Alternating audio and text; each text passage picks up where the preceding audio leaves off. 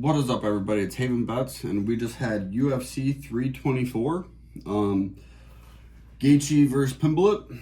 Gaethje got the upset there. I was totally wrong. I thought that Pimblett would have retired him, but that did not happen. So let's go through it. The parlay did lose by one leg. We'll get there. Let's start off with the first leg. It was Josh Holkett. He went out there and put a beating. He won by middle finger. He just flipped the dude off, and that's how he won. So he is getting a lot more cringy. His after fight press conference was just weird. Like, he had his trainer or his buddy, whoever that was, just answering for him, kind of. And then he was even on Ariel Helwani's show, and he was doing these just different accents, just from like the clips that I seen. Those different accents, which I thought was weird. So yeah, he's definitely getting more cringy, but it is a personality that the UFC is missing. And then the leg that lost was Charles Johnson. He just got caught by Alex Perez. Perez was on tonight, or not tonight, but the other night, and yeah, got him. Gene Silva, that was a great fight. Gene Silva, Arnold Allen. Every fight that he's in will be good. He'll make it entertaining one way or another. I just think there's a lot more tests for him to take before he gets catapulted again up to the spot. Like Diego Lopes. I think he has to verse somebody else. Don't know who yet, but somebody else. Then Sean O'Malley won. That's kind of how I figured he would win, by points. He didn't do anything flashy, didn't do anything impressive. Nobody in the bantamweight division right now is doing anything good.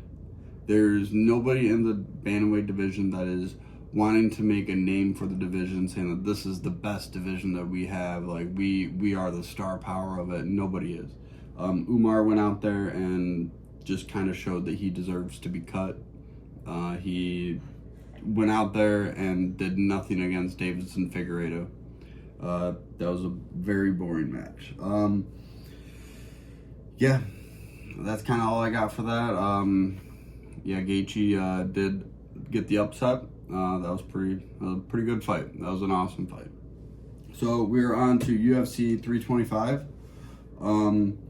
I think how I want to start doing these videos is just do, hey, this is my parlay that I'm doing for the fight, or these are my picks for the fight, and then I will break down why. I feel like there are too many people that just break down the fights, so if you want to go watch those videos, they're all there for you.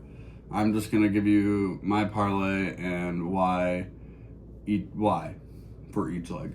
So to start off with the main card, I'm gonna go with Quinlan Salikov versus Jamie Mullarkey. I'm taking Quinlan to win by knockout. If you guys have been watching the UFC lately, Quinlan has been on a tear. He is 3-0 in the UFC right now. And that 3-0, where is it? Two by knockout, one decision. The decision was Yanel Ashmos, which he is a tough opponent. I don't think he's ever been finished. And no, he has never been. Yanel has never been finished. So either way, Jamie Mullarkey has been finished many of times. He has a shut-off button that Quinlan will find, and Jamie Mullarkey's gonna turn off. He's gonna go to sleep. So real easy on that. I mean, more breaking down for Mullarkey has 6 KO losses. That's 75% of his losses. So when he loses, it's normally because he's getting knocked the fuck out. He's 6-6 in the UFC. He's probably on his way out. This is definitely a stepping stone fight for Quinlan to get more eyes on him. And then for leg 2, we got Tai Tuivasa versus Talison Textera. I will be taking Talison. Tai is on a 5-fight losing streak. He is the heavyweight Tony Ferguson. So we are gonna just keep fading that. He was a great addition to the UFC heavyweight division. You know, everybody's seen all the knockouts, all the shoeies, everything. Him elbowing Derek Lewis and Derek Lewis just flatlining. But then he just went off on a losing streak, and I don't see that changing anywhere. I think he's coming in here just for a paycheck. He's gonna get his paycheck and bounce. So I will be taking Talison moneyline. And then for the next fight, we got Rafael Fiziev versus Marcelo Ruffy. I'll be taking Ruffy moneyline. Ruffy's been a little bit more active. Fiziev has had injuries. I know he had that knee injury. I don't know if it was an ACL or whatever, but I know those, you're never the same afterwards. Like, he's not going to be as bouncy. He's a Muay Thai fighter fighting out of Tiger Muay Thai. I think he lives out there in Thailand. So I don't see him being as bouncy on his feet. I see this being a great kickboxing match. So I will, in this fight, I will be taking Marcelo Ruffy moneyline. He is in a new camp. He's training with Volk. So I think that's pretty good. He's out of the fighting nerds. A little change of pace. You know, maybe Volk's camp always has a good game plan. So that's what they're going to do with Ruffy. They're going to give a good game plan and stick to it, and that's how they're going to be Rafael Fiziev. Excuse me. All right, so then leg 4, we got Dan Hooker, Benoit Saint Denis. Anytime you see a Dan Hooker fight, you should be excited. You know, he's going to put it all out there. You know, he's going to go to his corner after round 1 and be all bloodied up and just tell his corner, like, I fucking love this. You know, this is what I love. He loves fighting. This is, you know, what he loves to do. Benoit Saint Denis probably loves fighting just as much, but probably just carries it a little differently. You know, he was the French Special Forces or whatever that was. You know, so he probably loves to fight too, just differently. So I think Dan Hooker is another stepping stone for just people. At this point in his career, he's not going to go any farther up the lightweight division. Not light heavyweight, lightweight. So I think he's just a stepping stone. Matchup favors Benoit. I think he'll either take him down and submit him or rain down some like elbows, like 12-6, and the ref is going to have to come in there and stop it. Excuse me. So now for leg 5, the main event, we have Alexander Volkanovski versus Diego Lopes. This is the second fight. First fight, Volk took it by unanimous decision, I believe. But yeah, unanimous decision. So every fight or every rematch is never the same. Obviously, no fights are ever the same.